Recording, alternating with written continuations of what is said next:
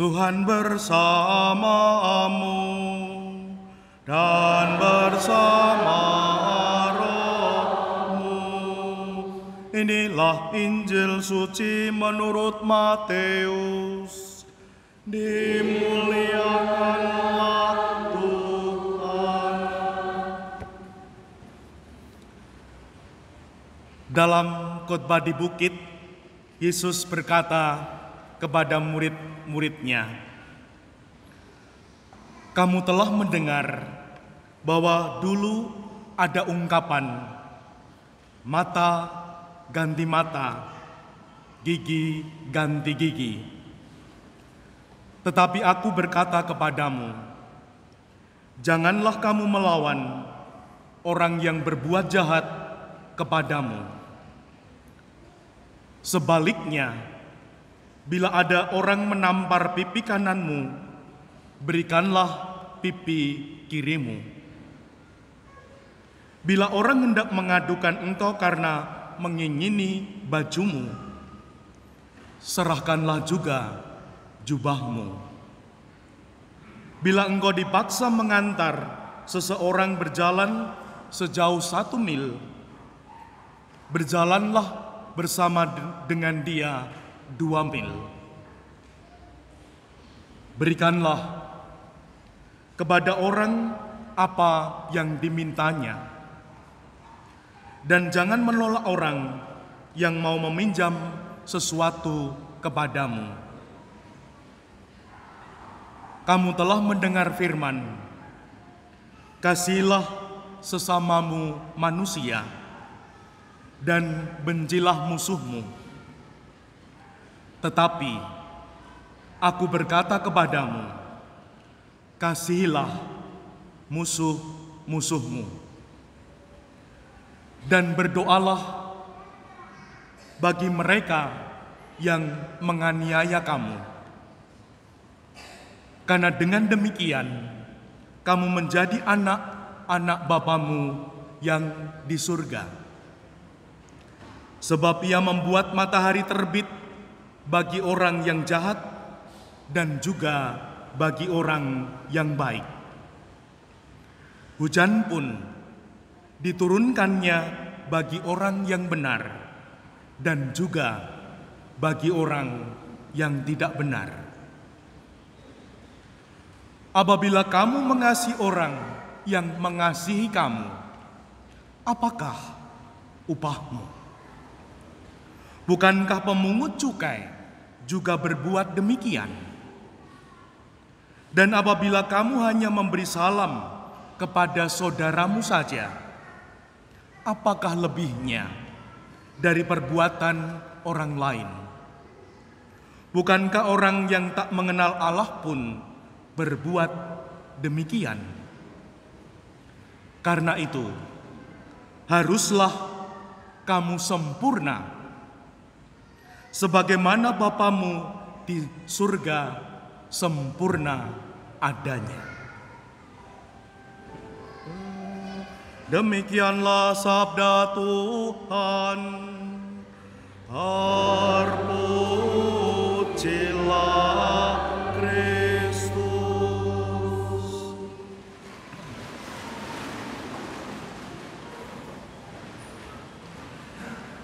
Karena itu, haruslah kamu sempurna sebagaimana Bapamu yang di surga sempurna adanya.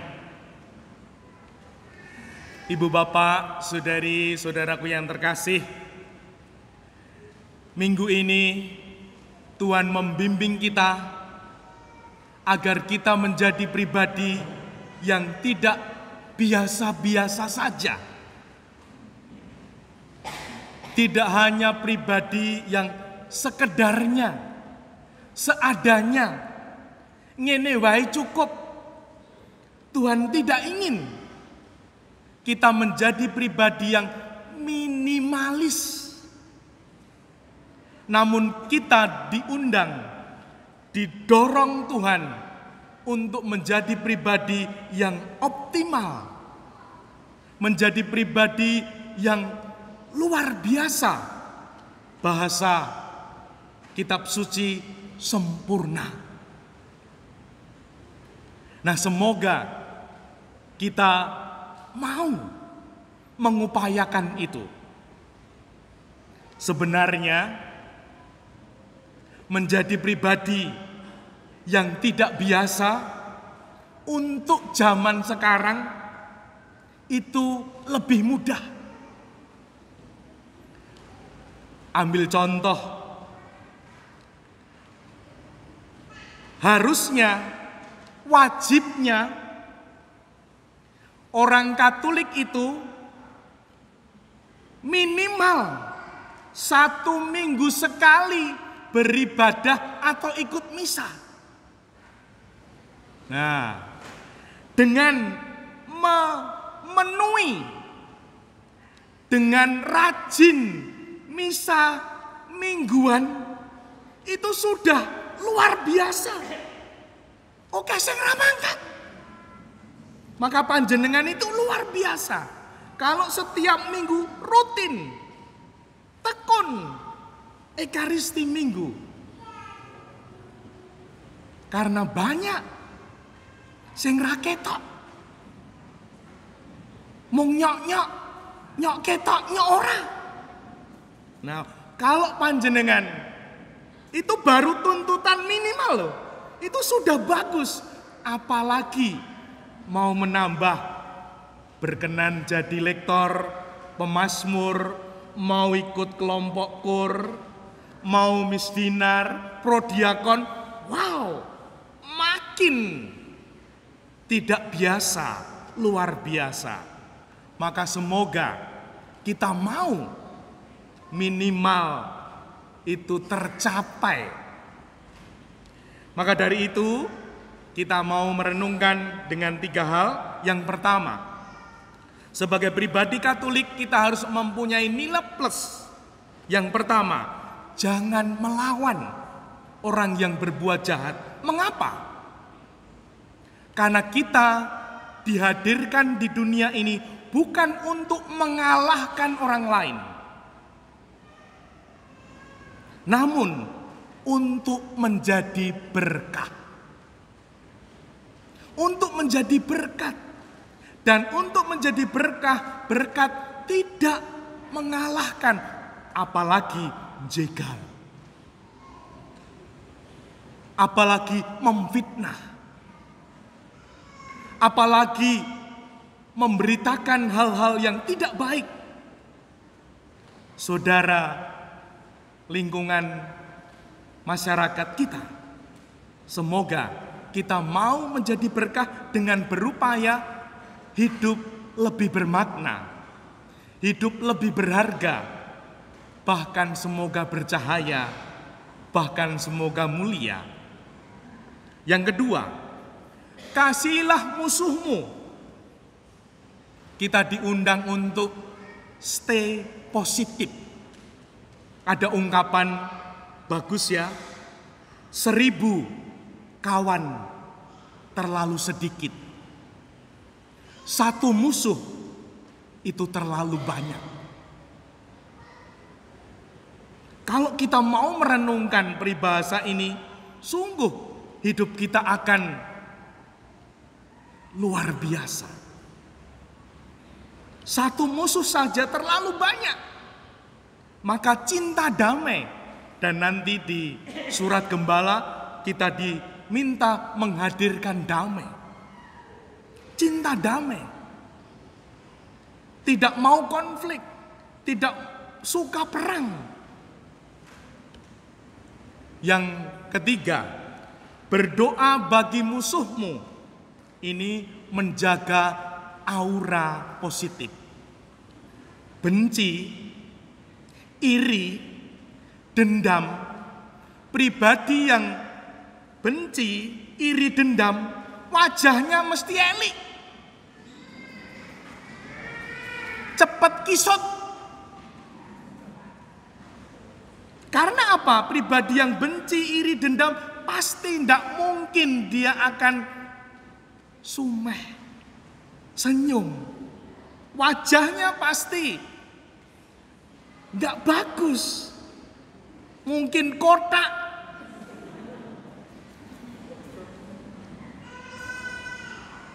Nah, mari kita mau bertumbuh menjadi pribadi yang tidak biasa. Dan oleh Bapak Uskup dalam surat Gembala Prapaskah, di mana temanya adalah tinggal dalam Kristus, hadirkan damai bagi sesama dalam dan alam ciptaan.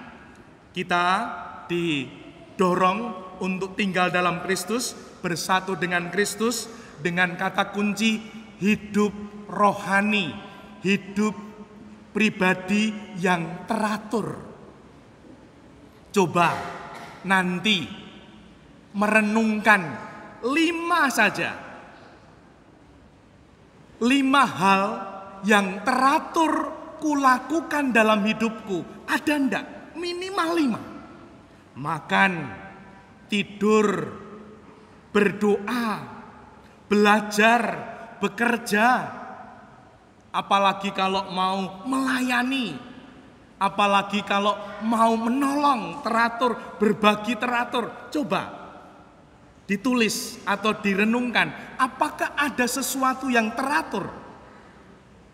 Jasmani dan rohani. Kalau tidak, berarti hidup kita tidak teratur.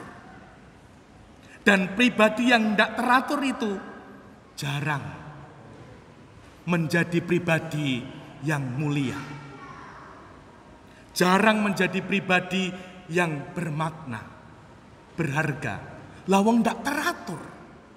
Coba minimal 5. Yang berikutnya, Bapak Uskup mendorong kita untuk hidup damai, menghadirkan damai. Yang pertama, damai dalam diri sendiri. Apakah kita punya kemalasan, amarah, iri hati, dendam? Bapak Uskup mengatakan, kalau kita masih memiliki itu, kita tidak akan berdamai dengan diri sendiri. Itu akan menghancurkan diri kita. Damai dengan sesama.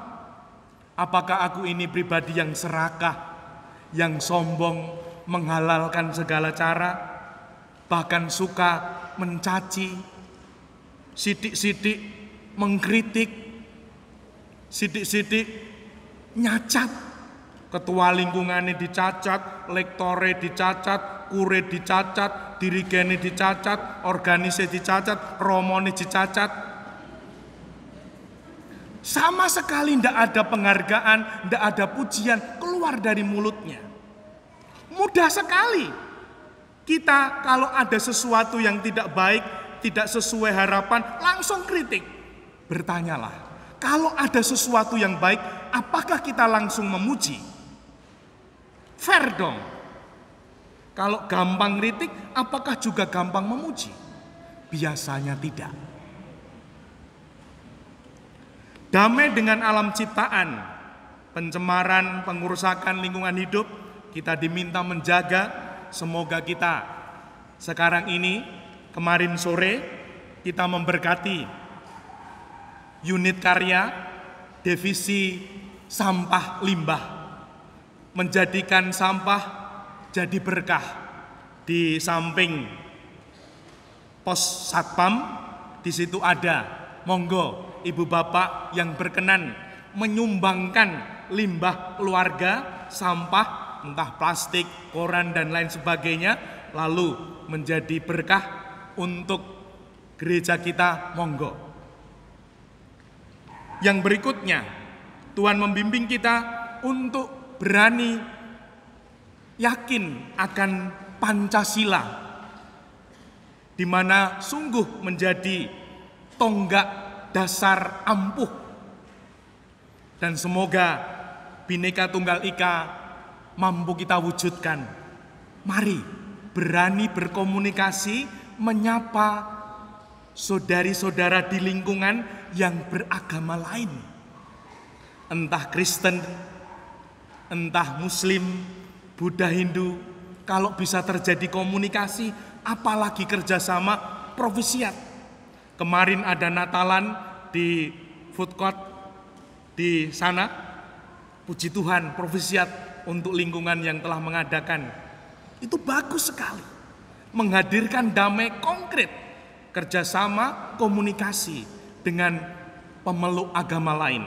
Semoga kita dimampukan sehingga sungguh kehadiran gereja kita berasa, bermakna, berharga, bahkan menjadi cahaya. Dimuliakanlah Tuhan kini dan sepanjang masa.